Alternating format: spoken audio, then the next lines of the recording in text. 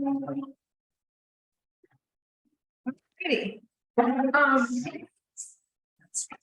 Welcome everyone to Morning Lemonade. We have a good morning. Morning. That's awesome. So we're going to start with just some introductions. We'll go around. Maybe I'll start with the virtual people first. If you want to just say who you are and who you're with, and if you have any news or updates you'd like to share with the group. I'll go ahead and start. I haven't yet said who I am. For those of you that don't know, I'm Kirsten Ahern. I'm the Communications Events Manager here at RDA. Our director, Diana, normally is here, but she is in Florida for a work conference, so I'm standing in today for her. So yeah, let's start. I'll just name your names on the screen as I see you, and if you want to unmute and just tell us who you are and all that good stuff. So we'll start with Courtney Dodson at the top there. Morning, how's everybody? I heard you talking about the Bridge Street food truck rodeo. I live right on the rodeo, so it was super fun it was a lot of good people and good food. At any rate, I'm Courtney Dodson, lived here for 10 years. Right now, my role primarily is a civic one in the city. I am currently a co-president of the Danville Concert Association, along with Connie Fletcher. And through the end of the year, we're focusing on our 69th season. And it's going to be a great one, but I won't plug that too much. I'm just a very active, civic-minded person, and I'm delighted to have this opportunity to kind of get in the loop with you all. So thank you for having me. Let's see, Roland, Mac. Hi. Hi, how are you? Fine, thanks. Well, I'm new to Danville, and Courtney, we must be neighbors because I live right next to the community center. Yep. And I just moved here last year, in October. It's been a year now. And I'm the CEO of Without a Spot or Wrinkle Income Tax Financial Consultants. And I've been doing taxes and starting to get ready to start to go for my EA license. And I've been doing this for 23 years, going on 24 years now. And so I'm just like rebranding, renaming, and replacing my business here. Great, welcome. All right, Nancy Frank. So hello, I'm Nancy. I live here in the River District, new to town. I've just been here about 2 months now. As you can see on my background, I'm with Tyson Foods, and I'm the plant manager at the plant that we're building in the Ringgold at Cane Creek Center. So really interested in getting involved in the community personally, as well as behalf of my company. Wonderful, welcome. Next is Vashon Canty. Good morning. I'm actually driving right now, but my name is Vashon Canty. I represent Canty Consulting as well as Exotics LLC. I'd like to be in the loop, so I'm happy to join us today. Thank you, welcome. And then last, we've got Emily Tomlinson. Emily Tomlinson here from Me's Burgers and Brews. Great, thank you. You want to start off on the table? Austin Bunn, I'm the business manager at Valley Brewing. I'm Melissa Turner. I'm the office manager here at RDA. I'm Adam Jones, owner of the Brick Running and Tri Store. Susan Moss, co-owner of Moss Mountain Outfitters. Carol Hilton. I am the senior account executive with WAKG and WBTM Piedmont Broadcasting. I'm Wayne Allen. I own the historic North Theater here in town, and I'm spearheading trying to turn that area around the theater from the YMCA on up just past the theater into a theater and arts district. I'm Beth Doughty. I'm the speaker today. I'm a senior fellow with the Danville Regional Foundation, and I've been retained to kind of manage this partnership for regional prosperity project that we'll talk about later. Morning, everyone. Will Mackaman. I'm the programs and services manager here at RDA.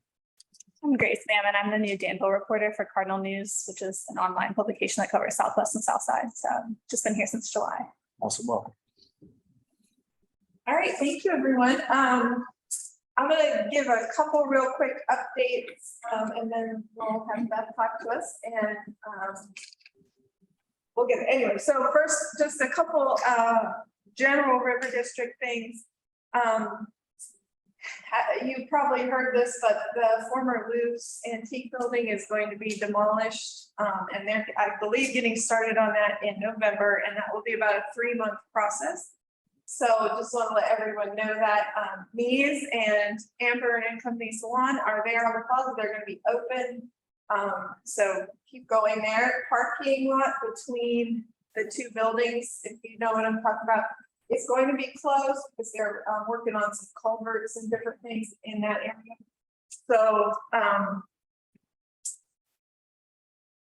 yeah, so parking can be done at the Riverwalk entrance there or at the parking garage on Bridge Street or any street parking on Bridge Street. So don't let it stop you from going, having a good burger and your hair done. And we'll keep communicating about that. So we want to make sure people are discouraged from going on the plaza. Also, Christmas on the Plaza is still going to be on the plaza despite the construction. Half of it's going to be closed off, but the other half will be available. So there will be more on that to come. We just had another person join us. Leslie, do you want to quick introduce yourself and tell us who you are and who you're with, and let us know who you are. Good morning. Can you all hear me okay? I'm traveling a little bit, so if I'm in and out, I apologize for not having my video on, but I'm driving, so I'm going to stay kind of focused a little bit. But my name is Leslie Sturdivant. I'm the Assistant Administrator, Institutional Officer at the hospital, which is the River District. So we're always invested in the great things happening in our community, especially downtown. And happen to see the registration for this meeting or this chat come across this morning and found it interesting, so wanted to join just to sit in and hear a little bit. Wonderful, thank you. Oops. Great. Hey, Sebastian.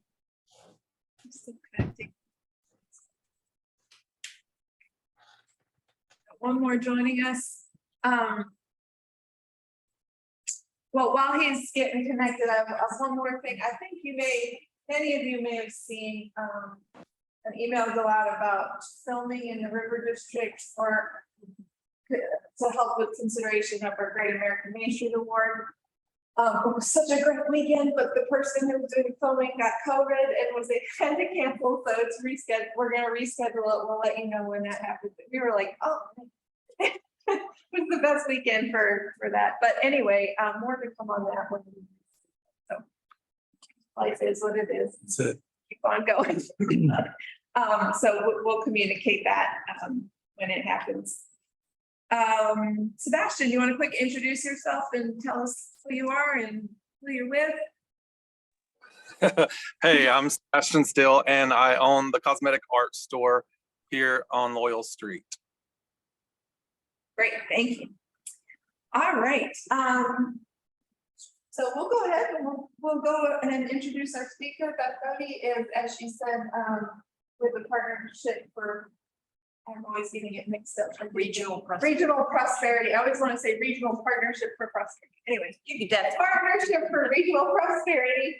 And we're really excited to have you here to tell us about this great group getting together to talk about prosperity in our region. I'm going to quick share the screen so you all on Zoom can see what she's talking about.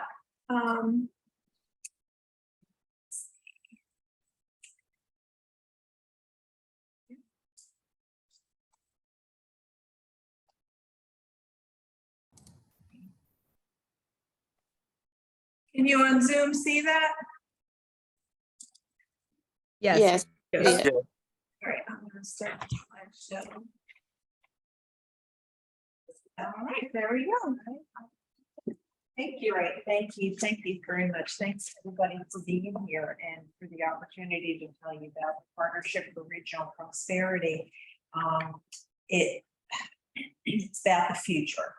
And I don't think enough people talk about the future, to be honest. I think we like to rehash the past a lot and don't spend enough time thinking about what we want to be, where we want to go, how we want that future to look. So that's what this is. That's what the Partnership for Regional Prosperity is about. And I'll tell you a little bit more about, how it came to be and all that. But it's about Danville, it's about Pennsylvania County, and it's about the River District. So the River District is a really important kind of player in this overall economic ecosystem, of the region.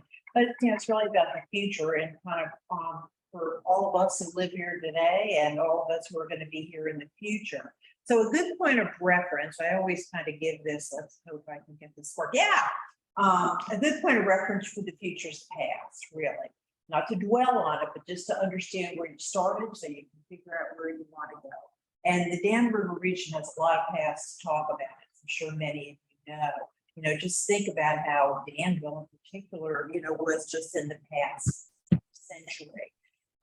The 1900s, the 20th century, really. We do kind of remember that, some of us.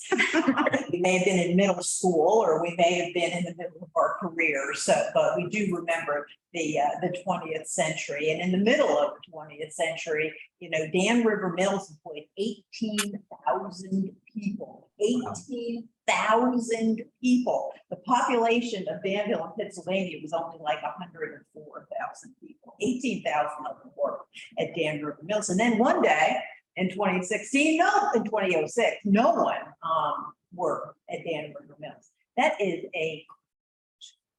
a devastating transition for a community, particularly a community size of going back to how big historically we've been.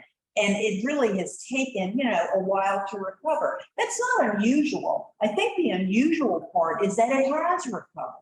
And that's really the great story, I think, about this region.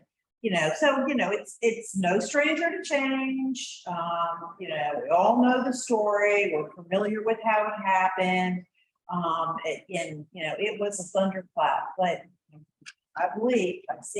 I live in Roanoke and I've worked in economic development for 30, 40 years. And I can't remember a situation, an example of a community that has demonstrated the kind of resilience that Danville and Pennsylvania have demonstrated over the last 10 years. It's really phenomenal. And so, things look pretty good, I think, moving forward, if we can think about what that future looks like. So, think the good news that's ahead.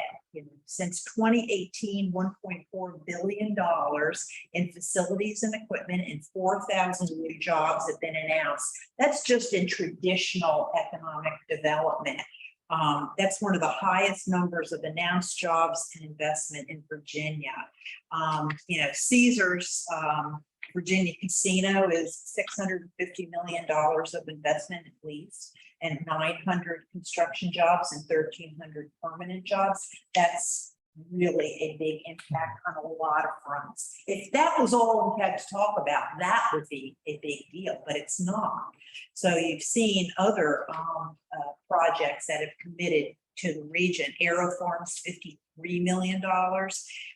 It's going to be one of the world's largest and most technologically advanced aeroponic indoor vertical farms.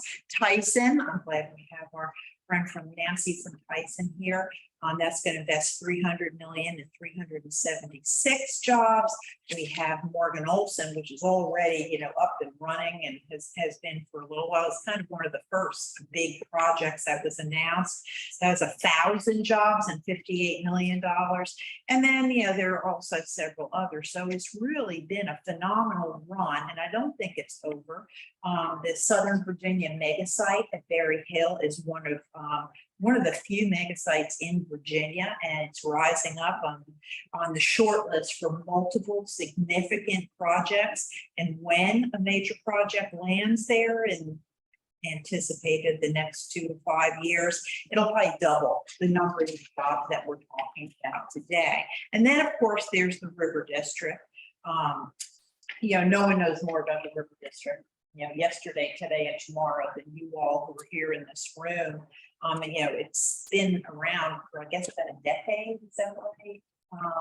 And at least in terms of significant investment by the city, just the city, that's it's $50 million in public investment and $250 million in private investment. It's a great example of using public investment to leverage private investment and be that kind of seed capital that drives future development. And that's 4,000 jobs and 300 businesses in the River District and close environs, right? Am I right about that? Yeah. That's really, really significant, and you all, know that. So, really over the past 20 years, there's been a lot of work, a lot of commitment. Strikingly, a kind of a focus that hasn't hasn't gotten off focus too very much, and adequate funding. Really, all it takes is money, but there has been adequate funding to help develop some of these things. And so now the future looks pretty bright, and you are running headlong into it. The future is a funny thing. If someone thinks about the future, you probably think it's not going to look much different than today does. That's kind of a proven fact in futurist studies. But if you go back to 1992 and then think about today, and you'll recognize not only, we all have cell phones and, the internet has developed, evolved, and matured, but think about Pennsylvania County and the change and the things you're talking about that happened just this past weekend they weren't happening in 1990, 1995 or whatever. So think about that as the context for, how it's going to look in 2042. I use like a 20-year horizon thinking about this most of the time, because I think that's probably the best, that's the most we can handle, in our brains. But this is the opportunity, because of all this that has happened, for us to think like futurists and not historians. Stop thinking like a historian, think like a futurist, and the kind of future we want to emerge. And if we really have a deliberate effort on preparing for that future, we'll have a better chance for it to look like we want it to in 2042, which is where the Partnership for Regional Prosperity comes in. So, the goal of the Partnership for Regional Prosperity, at least now, as we evolve as an organization and as a region, is to help facilitate that future forward thinking, to get everyone involved in how we want our future to be. So I'll start just with a little bit of background on the Partnership for Regional Prosperity. So back in 2019, there was a regional economic development study done in Pennsylvania County and Dan. And it called, and one of the recommendations was for a creation of a group to help address the change that was going to come from the success of that strategy. It's really, I've seen a lot of economic development strategies, and I've never seen one that had something like that, a recommendation like that in it. I think it was very smart and very, had a lot of foresight to it. To believe, one, that this economic development strategy was going to work, and two, be prepared when it worked, instead of saying, well, okay, it worked, good, let's move on, pat ourselves on the back and moved on. And it was all based on that theory that planning and anticipating for that success was going to produce the best outcomes. So fast forward to 2020, Danville City Council and the Pennsylvania Board of Supervisors appointed members to a steering committee. It's a very small group that has been meeting since 2021 to be very deliberate in how it addressed its mission. And it's kind of a civic think tank. And maybe that'll make more sense as I go through this and tell you the kinds of things that the partnership is doing to help share knowledge with the community about how to think about the future, as well as for the partnership to seek input from the community in how to think in future forward thinking and the kind of future that its citizens, want. You are the real heartbeat of the region. So the group started working in July 2021, and one of the first actions it was to settle on a name and a mission. So we came up with partnership. The first, honestly, partnership for community prosperity. And then I said, the initials are PCP. I don't think that's a very good idea. So we moved to partnership for regional prosperity. So partnership for regional prosperity, and then a mission. And I tell you what has surprised me during this time period. So it's been more than a year. Is all the actions of this partnership have never deviated from that mission, which is, think about times you kind of developed a mission, and then as you start doing your work, you weave in and out, you may vary, but I think it's because prosperity is a key value in not only the name, but the mission and really the values of this organization. There are some big picture issues that need to be addressed as we think about the future. Issues such as housing, issues such as poverty, issues such as public education. There are big issues that have to be addressed, and that will be part of this thinking about the future and how we can move forward. And along the way, there'll be opportunities to seek input from the community on what you want for the future to look like. So kind of the values of the organization, to convene. And convene is really an important value as well as a function of this organization. Again, focus on prosperity, cultivate strategic transformation, because when I talk about running headlong into the future, strategic transformation is what is already happening in the region and what's going to continue to happen.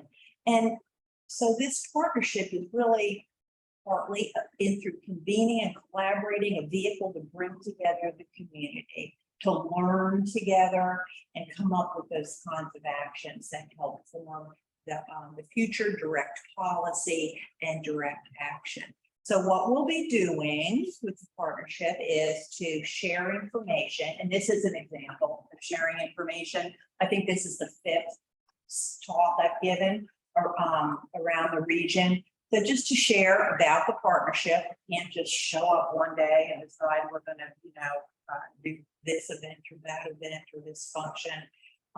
Going to research issues, convene community conversations, promote inclusive collaboration, inclusivity. When I talked about those big picture issues, inclusivity is one of those big picture issues. And then identify and align resources. And if you know anything about how I can call on the Danville Regional Convention, they know how to identify and align resources, so they can be very well. They're not running this. They are their valuable resource to move forward. So, we've launched a website, regionalprosperity.org, these talks. So we're in this sharing information. So the first kind of big thing that we're doing is November 14th. So November 14th, we're going to have a future, it's a remote lecture in person at the Institute. That will be from a futurist and economist named Beth Doughty. We're calling this first kind of big public opportunity, convening community conversations, the Future Project. Rebecca, I encourage all of you to go. It's free, and there's a dinner involved too.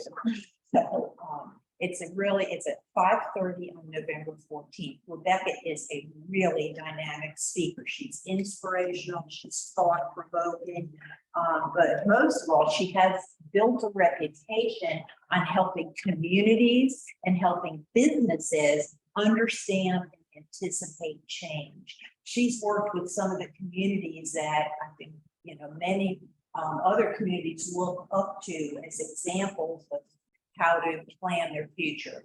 Chattanooga, Greenville, South Carolina are two of the examples. And she also, while we're going to see her remotely, she does have vehicles to engage the audience in conversations and reactions to really involve them in this event. So all you have to do is register. Here's a QR code on the screen, because the kids tell me you need a QR code on everything you do nowadays. But though it's also through the chamber website. The chamber's handling the registrations for us. So I really encourage all of you to attend this event. But that's not the end of it. So after we have Rebecca, who's going to kind of share information and explain what this opportunity is, then we really go into convening community conversations in a big way. And that's the Big Sword. So the Big Sword is a series of workshops that'll be held in January. You know, we're running into this dead zone here of Thanksgiving to New Year's, where you can't convene any community conversations because everybody's busy, with their own stuff. But this will be a series of workshops in January that'll be held around the same workshop held in different locations. So we'll be going, from Gretna down to the state line and setting up these workshops. So what it is, the Big Sword is a tabletop exercise that uses data-based trends and projections about what's happening in the world, in the United States, in the region, in the community. And this exercise helps participants think creatively and critically about what if scenarios. What if we experience transformational growth? What if we watch and wait and do nothing? It's really thought-provoking, educational, and insightful into how we all can understand the opportunity that is ahead of us as a community and be involved in trying to shape that. So stay tuned, because I don't actually have all the dates and locations set up yet, but I hope you'll stay tuned, and we really hope you'll participate. It's only like 80 people, a maximum of 80 people per Big Sword that can participate, so that we do have engaged participation. But I hope that you'll participate. The River District in particular is an important topic in let's just say housing, for example, or the future of retail could be one of these trends and projections. And so there are things that are, the opportunity and challenge in an exercise such as this is to think, what does it mean to what I know of it, to my expertise, my livelihood, my involvement in the community. So it really is important. If your whole scope of interest in, care is the River District, which I'm sure it isn't, but if that was your scope of interest, this matters to that as well as everything, So, if I ask you a question, what do you want? We woke up in 5, 10, 20 years, and how do you want to feel about the region? How do you want to feel about its communities, its smaller communities, and what do you want it to look like? Well, that's what this opportunity is for. That's what the Partnership for Regional Prosperity is here to do right now. I will admit, we're still building plainest climate. That's not a bad thing. It allows you to be responsive. It allows you to be current. It allows you to create a process that is relevant to our community and our world. So I hope that you all will be mechanics on this process as we continue to build this plan.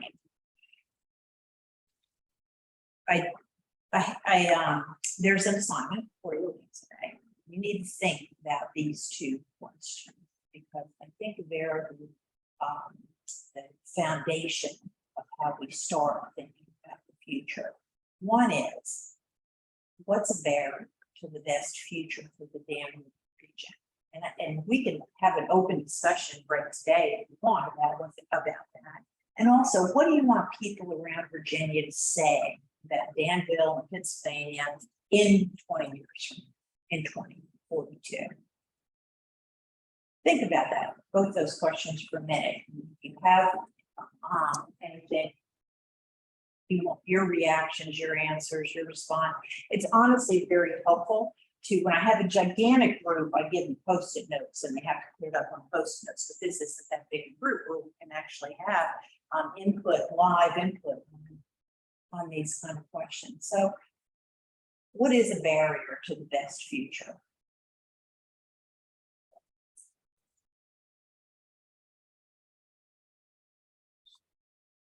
Yes. Gary, you want responses, right? Yeah. Okay. Everybody was just mesmerized by your presentation. Hey, I'm sorry. Well, I'd say two that come to mind. When I bought the theater almost 11 years ago, my brother had lived in Richmond for some 30 years. And when on the way back, I stopped to have dinner with them, and both of them, my brother and his wife, said, "What are you, crazy? Nothing good comes from Danville, Virginia."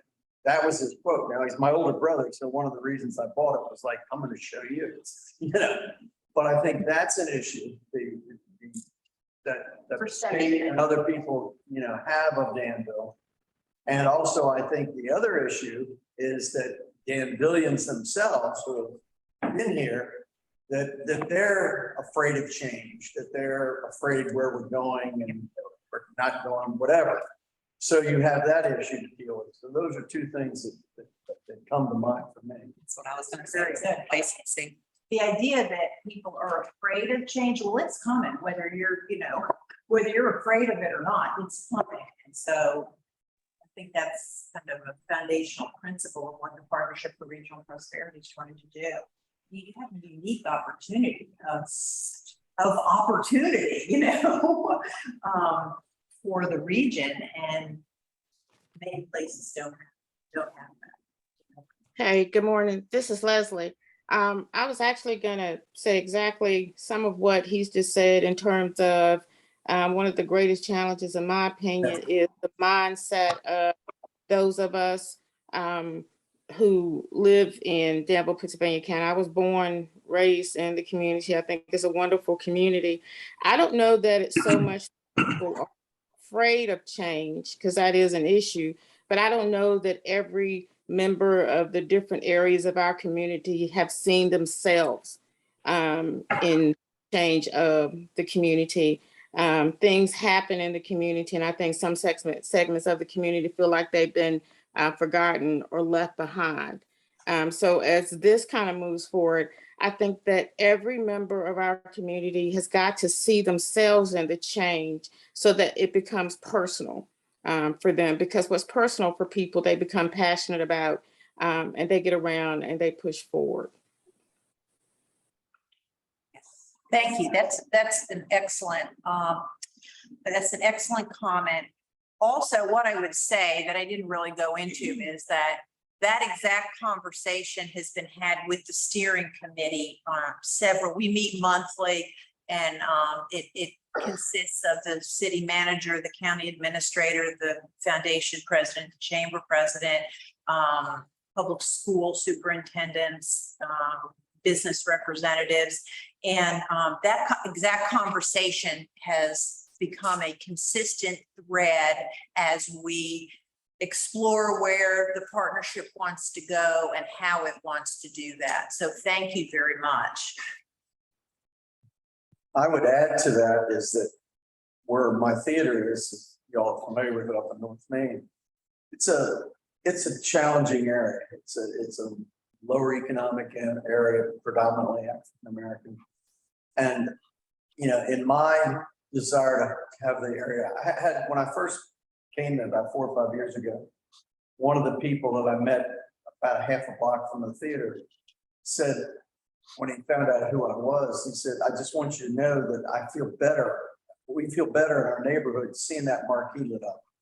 And it made me realize how the theater and that whole area can be uplifted in small ways and big ways. So my thing is like, for instance, I'm gonna be working on exterior of the theater, painting and everything. But I would like to hire local people. I mean, people that live a block or two away so that they get some benefits, some real personal benefits and, that they can go back and paint their house or whatever.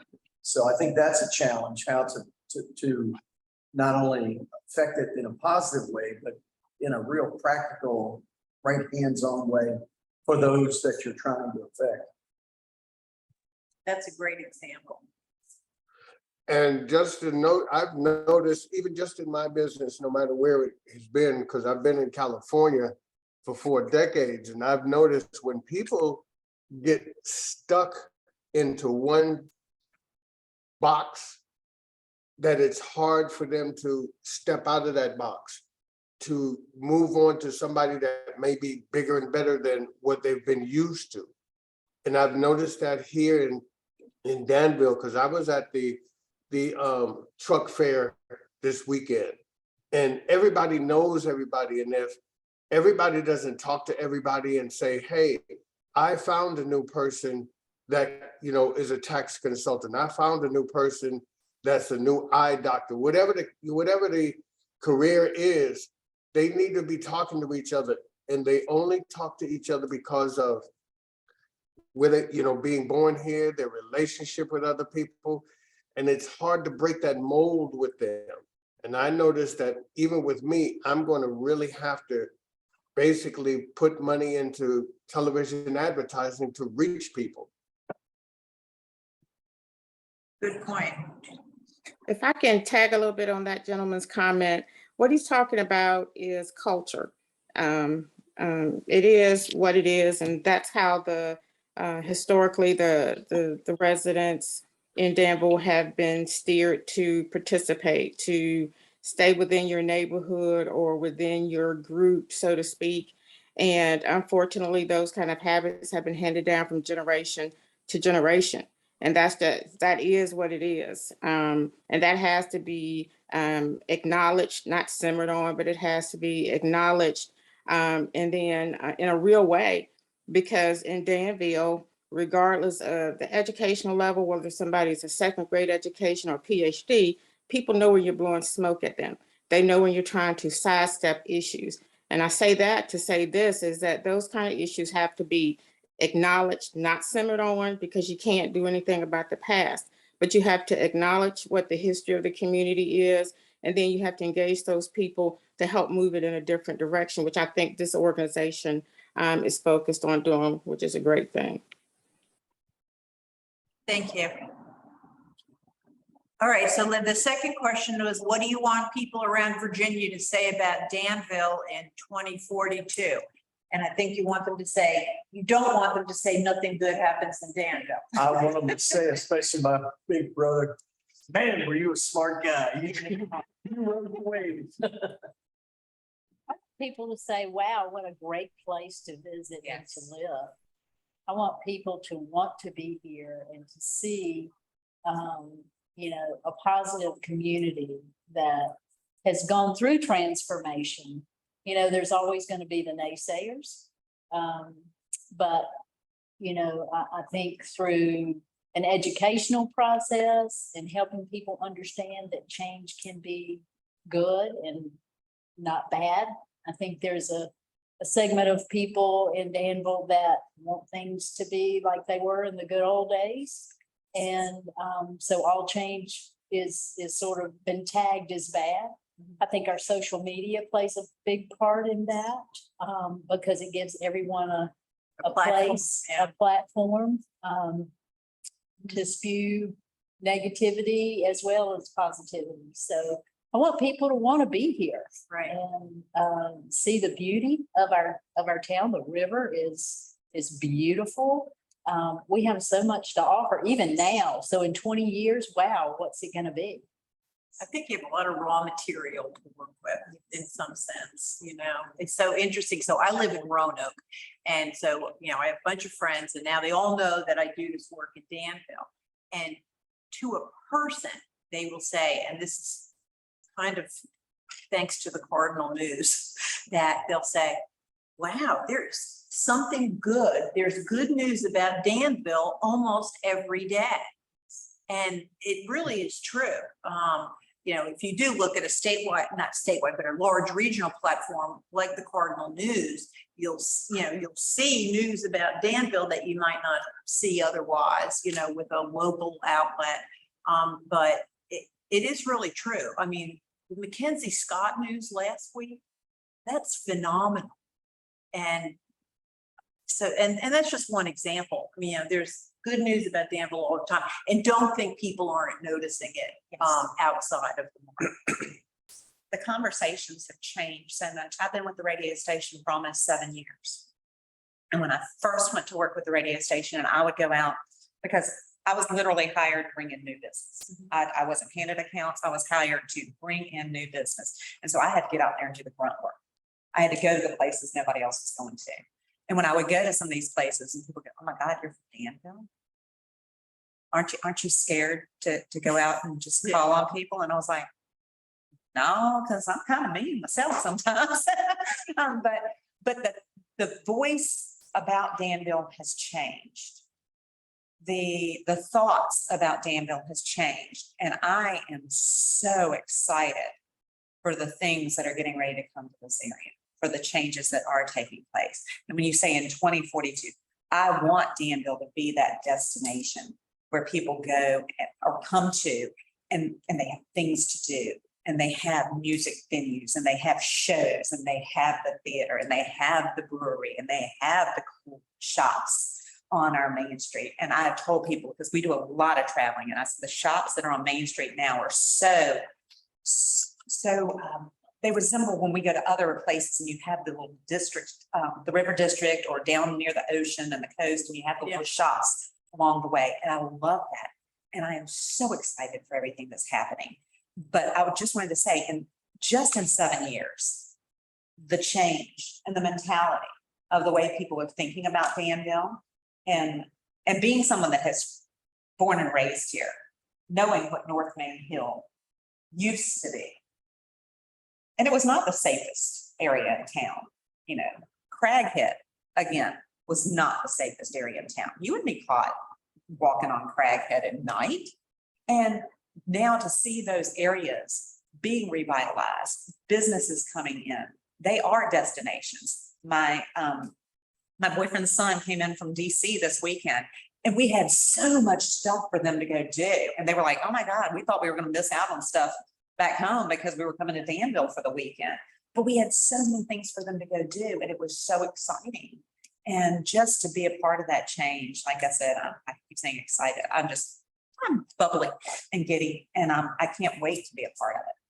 Well, all this change that's happened over how many years did you say, 7? Yeah, I've been with the radio station almost 7 years. So just think about how things have changed that.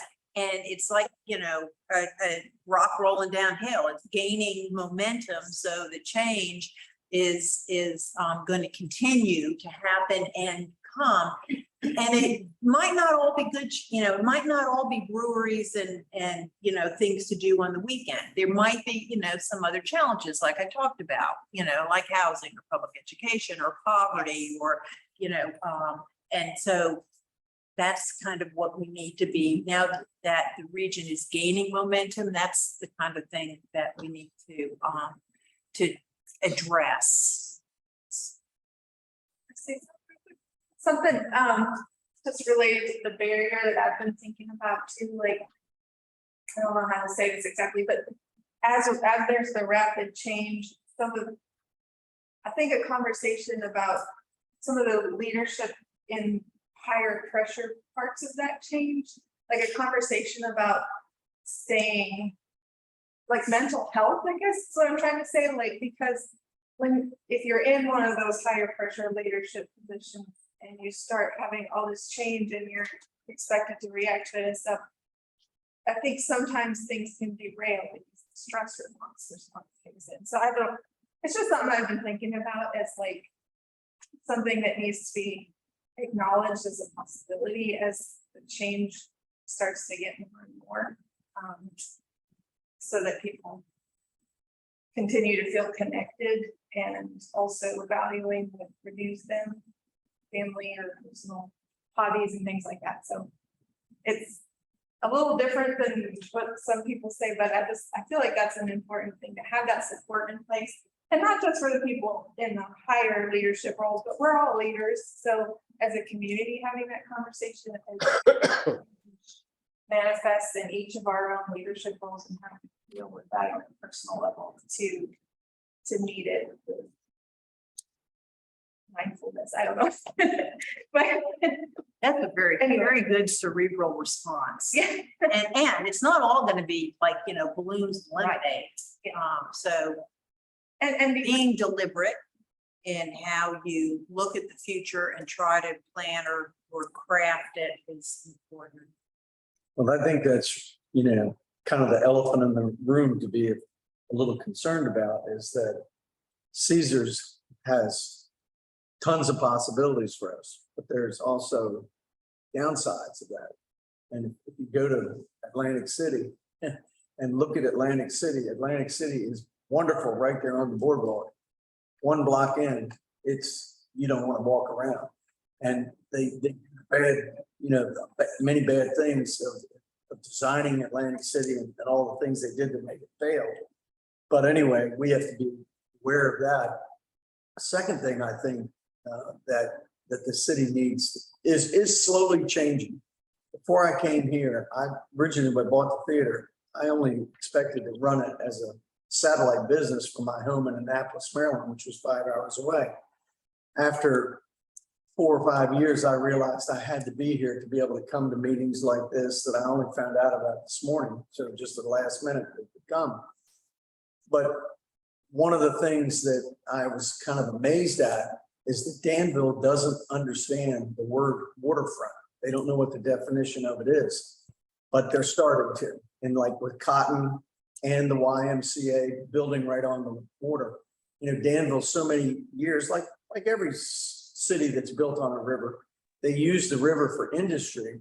And if you think about it, look at Riverside, all those buildings, everything along Riverside, the back of the building is facing the river. Well, now with the White Mill, I think they're going to take advantage of that, of looking to the front.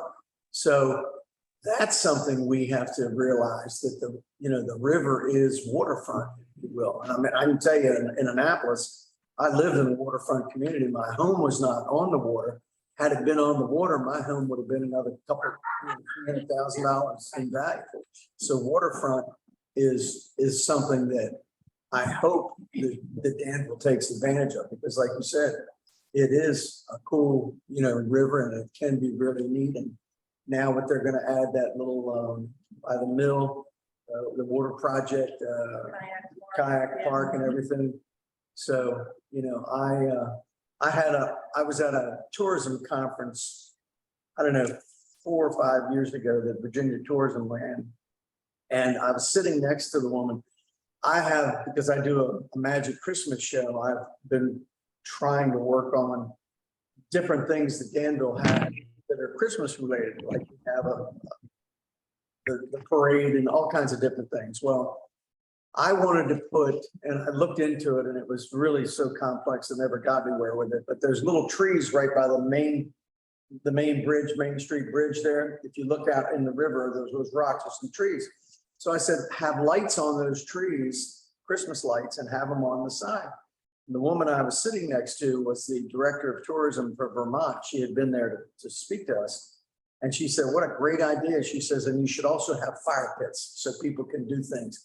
So, there's a lot of things that river offers us, and the fact that they're redoing the park down there too. So I think that's another change that we can embrace in a really neat way, because we've got that great river walk, and so all the outdoor, biking and all that outdoor stuff and everything is, all really positive stuff that we need to embrace.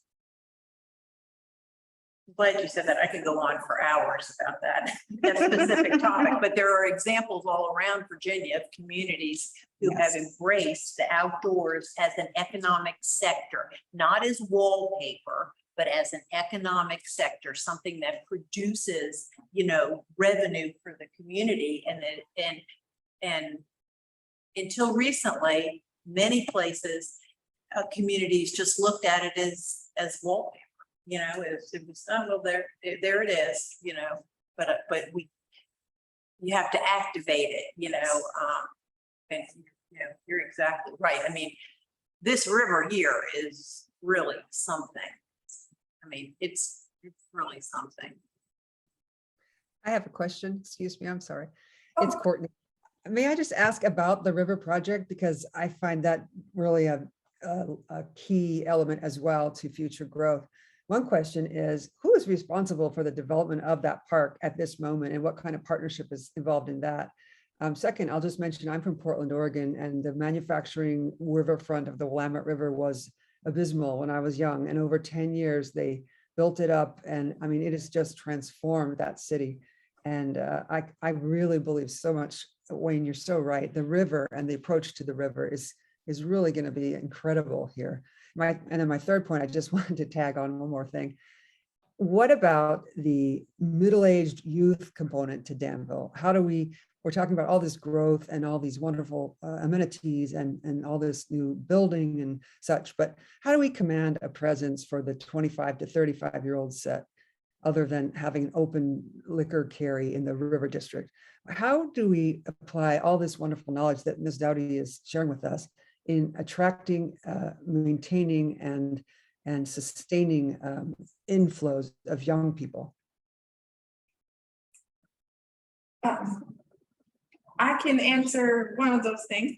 I think that's sort of a great question, but as far as the park goes, that is the Parks and Rec Department is working on that. I think it doesn't look like stuff is happening, but a lot is happening to get all of the permits and all of the funding and all of that. I think they have most of the funding. And so that's getting started. I do not know exactly when the date is planned for opening it. But there's definitely stuff going on in the background. And the Whitemo project is tied into that with the white water project. So I can get some more details on that if people are interested. But basically, basic answer is there's stuff happening. It's going on behind the scenes to get it all ready to hit go. So that's great. Thank you. I'm just curious. It's such a big it's hard project. to know if you just look at it and you're not sure what's happening, but it's happening. I would say that your question about young people, attracting young people, retaining young people, that conversation is held in every community in the country. Last week, I read some article about New York City that now claims it's not, attracting and retaining enough, young people to fuel its economy because it's so expensive. So when places like that, are having that conversation, then it is pervasive, and I'm not sure. I'm not sure what the answer is, but I think it should and will be part of this process with thinking about the future and the big sort in particular, and this exercise of what if scenarios that should be part of it. I don't know. That's not an answer. I don't think if I could give you the answer to that, then I would be very well. Yes. But no. Well, it does sort of all play into as industry moves here, like the mega site out in Berry Hill. Job opportunities. The job opportunities. I've been really impressed with our store, seeing people come in, and I love to ask people, do you live here in Danville or are you just visiting? And I've been really impressed with the number of young people that are saying, oh, I just moved here. Case in point. So You know, and I love to ask people, so what brought you here? Oh, I just graduated from Virginia Tech in engineering, something, and I work for, you know, new company in town. So as we see that happening, we're gonna have the young people that will come here. Now, retaining them is part of the key to that, but the job stayed here, but also that they have some type of community. That's what I hear from my 30-something is he wants that community here. And so we have to build those environments, communities of people that are like-minded, that like to do the things that are happening here in Danville. Yeah, well, the whole livability, you know, equation, that's what it is. It's the job opportunity. It's the place they want to be. It's you're around people they want to be around. You know, it's a complicated issue, but I think if that continues in what your examples, and we do have lots of job opportunities, that's for sure. You know, then that buzz, you know, kind of grows and grows until then people come here without a job and are going to look for the job when they get here. That's the real sign of a, you know, that you've made it as a community. Because we're upset. Just real quick, yeah, you can go, but then I think we'll have that be the last comment because I want to be mindful of everybody's time. I didn't mean to be greedy with my. No, you're just perfect. Go for it, and then. We're just working with lots and lots of places, especially in the last 2 to 3 years on recruitment for jobs in the area and things like that. What for so long has happened with Danville and in this community, we've just been a stepping stone. We've been that they come here, maybe fresh out of college or whatever, they get that job. Just for an example, Intertape for a long time was having difficulty. They get that guy in there that was hot to go. He stays 6, 9, 12 months, and then it was just that stepping stone to get him the better job. And so that's where the retention has to come. It's not only the jobs, the job opportunities, it's giving them the pay for the sustainability in this area to make them want to stay, to give them those steps where they can advance in that business here. You've got to do something to keep them here. It's not just offering the job, because like you said, so many jobs available right now. Every place I go, somebody is hiring. So it's just being willing to up the ante a little bit, pay them what they need to be paid and keep them here. And so I don't know how to make that change, but well, those are the big, needs to happen. They're big, hard issues. They're big and hard issues that face this community and every community, but not everybody addresses them. And I think that through the Partnership for Regional Prosperity, we're trying to build a framework to address, you know, those issues that aren't, you know, fixed by a zoning change or fixed, you know, by some kind of easy public policy win. I could just add real fast. Just another issue would be safety. The people want to be safe, and part of that is Donald's police department has improved in years. But I think the other thing is building that community, especially for young people, that they have friends and they have clubs and they have different things to build that sense of community, to kind of look out for each other and feel that they're part of something, in addition to having a good job and all that stuff.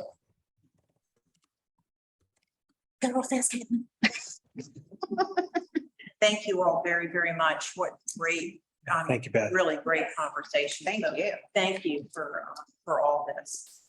Thank you, Beth. I'm not saying anything else. And thank you everyone online for tuning in. And for those of you who are new to the conversation or to RDA, welcome. And I hope we see your faces again.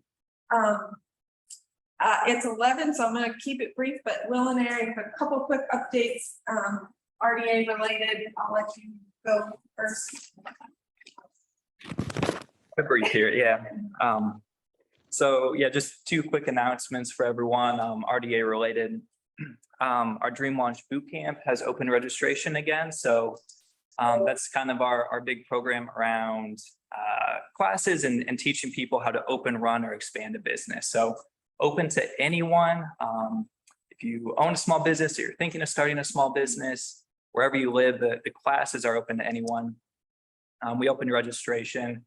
You can find that link on our website, and then that is kind of paired and feeds into our business pitch competition, which we've renamed this year. We're calling it the Ignite Business Pitch. I know we have some folks who have participated in the past, and so just trying to make that separation a little more clear from the boot camp classes and the Ignite Business Pitch. So I know we're a little short on time, but if you want any more information on that, just give me a call or shoot me an email, and I'm happy to explain a little bit more in detail. But registration is open, so we'd love to have people participate again this year. And then just the second thing is our Adopted Windows program, which we're doing again this year. That's a program where we take businesses and we pair them with vacant storefronts and windows in the downtown area. So anybody who has an address in the River District can participate in that. We are getting close to filling all the windows. We have one of the Belk windows left if anybody wants to adopt that. And you decorate it with holiday decorations for a couple months. And then there's the Hotel Leland is still available, as well as the Woolworth building, which is kind of a big property. If anybody wants to take that on though, feel free to shoot me an email and we can get you And that there. is what will, it's decorating the window for the holidays? Yes, with holiday decorations. So they're vacant windows. So it's just kind of getting some visibility in there, making it look nice for a couple months. And then it's just another opportunity for your business to kind of market itself too. So those three addresses are open on Main Street. And then we have a couple more on North Union between the home sign and RDA's office. So just shoot me an email if you want to participate and we'll get you paired up. But otherwise, that's it. Okay. Courtney, did you have a question? I'm sorry, just a quick question. Is that limited to corporate business or can that be an NGO or not-for-profit? Yeah, it's nonprofit or a business, as long as you're inside the River District boundaries. Great. I love that idea. I think it's wonderful to see all the windows busy and active. It just makes such a difference. So good job. Yeah, thank you. It was awesome last year. The BRIC participated and a bunch of unavalids participating this year. So we're excited to see it again. Yeah, because so Adams is what got me to do it this year. I don't know that I fully understood it, but now that I've seen it, because I don't decorate well, I realized I can like have some fun with it. So I was like we're gonna build a Christmas tree out of kegs and put lights on it. So like that kind of stuff. Yeah. So yeah, thank you guys for participating. That's all my announcements. Thank you, everyone. Again, I'll be real quick. I guess there's lots of holiday stuff. You'll see that everywhere. I'm not gonna go into it. But the biggest update from the communication standpoint is it's not quite launched yet, but in November we'll be launching River District Dollars, which is a downtown e-gift card. So you can see the link on our website. You can purchase between $0 and $250 a gift card, and it can be spent. It works just like a MasterCard. It can be spent at any of the participating businesses, which you will see on the website, so you know who participates. But the cool thing is we just got word that we have some matching funding that we got. So we're able to do a buy one, get one program. And that, so if you go on there and buy $100 worth of River District dollars, you get a bonus card for another $100. So I think it's going to be really great around the holiday season. We're glad we were able to get that launched for Shop Small Saturday and holiday. And the cool thing is once you as a business sign up, there's no back end management on your end. You just run your activation card. I kind of keep track of back end stuff. You just need to be able to accept the MasterCard and key it in. And hopefully there will be an infusion of lots of extra money into the River District for holiday season. And the other kind of cool thing about it is if people end up buying these for Christmas gifts, it's not, I mean, obviously it's great if you sell your own gift cards, do that, go for it. But the cool thing about this is that you won't have the money yet. So it's almost like somebody just coming to pay it. And we anticipate it'll be kind of trickling in January, February when it's a little bit slower. And so some of that money will be being spent after the holidays. So hopefully that will be helpful. We'll see how it goes. But we're excited about that. So if you're a business and you haven't signed up yet, get in touch with me. I can help you out. It's not too difficult to do. And that is my main bit of news. So yeah, thank you everyone for coming. Thank you. Really great information, and I'm excited to see how. Sign up for Rebecca Ryan, and when we get the big source, I'll give you the, when I get information, you can share it with the, this is like a game of telephone we're playing, every group, I just talk to them, then I send them information, then I get them to do this. But I hope you'll do both of those events. And I can, I think I have everyone's contact who participated today, and I can send that to the future. I'll send you a little flyer attachment. Or you can also just go to the chamber website. Or I put the QR code on there. I think I've seen it. I know, I did see you do that. Yeah. Thanks, everyone. Thank you very much. Thank you, everyone who's there on Zoom, and see you. Great meeting. And thank you, everybody. Ms. Downey, thank you so much. So informative. I have my So card informative. here if anyone wants my. Yeah. Here, let's pass it around. There you go. Thank you.